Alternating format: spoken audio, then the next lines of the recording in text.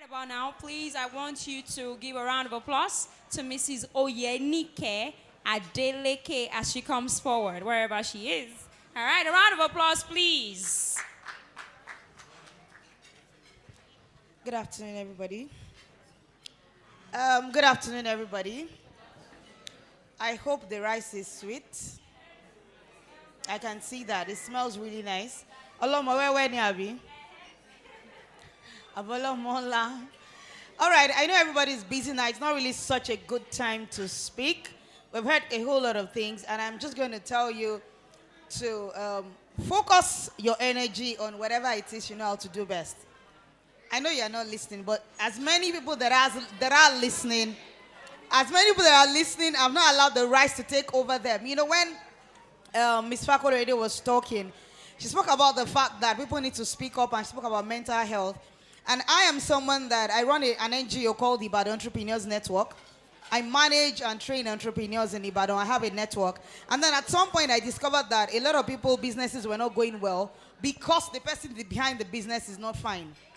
If the person behind the business is not fine, the business cannot be fine. So this afternoon that I want to tell you is to please speak out. You see, because all of us are looking beautiful in our green and white. I'm sorry I missed the memo. I also have green at home anyway. But the truth of the matter is women are not speaking out because they feel that there's something wrong or somebody would laugh at them. It's okay to not be fine. I love what Ms. Korede said. She has cried. We all have cried at one point or the other. But you see, women have this thing of faking it. Can you help me tell your neighbor, stop faking it? We've all been there before. We have all been there. I have cried before in this same Ibadan. I've run like 2 businesses down, and I'm still standing. So whatever it is you're going through, please speak out. Speaking out is not a sign of weakness, it's a sign of strength. And then one thing that I want to say before I drop the mic, you know, there's this question that people ask you, how are you?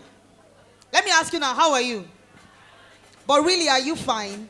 You know, it's a question that we ask and we just assume the answer. But really, if somebody were to ask you a true question, how are you? Would you say that I'm not fine? Somebody just said that I'm not fine. A lot of times when I counsel people, I ask them, so how are you? And then the first answer is, I'm fine. And then I ask again, how are you? And then the person says, I'm just okay. And then I ask the 3rd time, how are you? And then they break up. And then they break down and start crying. Everybody cannot be fine at the same time. In this hall, if there was a phinometer, and we put it on everybody, I can bet that more than half of us will be in a state where we're not emotionally, psychologically, financially, health-wise, we're not fine. But it's okay not to be fine. That's my message for you this afternoon. It is okay not to be fine. There are a lot of people that are not fine and they're still standing. The fact that we're still standing means that there's hope. It means that we can get better. It means that we can get help. But listen, women, when somebody comes to you to say, I'm not fine, it is not time to gist about that person's issue. It is not time to make it, I'm Ibadan to the core. I'm from OJ, so I know what it means. You know, they will look at you and smile at you, you know, as they're coming from a distance. And then you come to them and they say, oh, let's stop that. Let's stop doing all the fake things. Let's allow people to be people around us.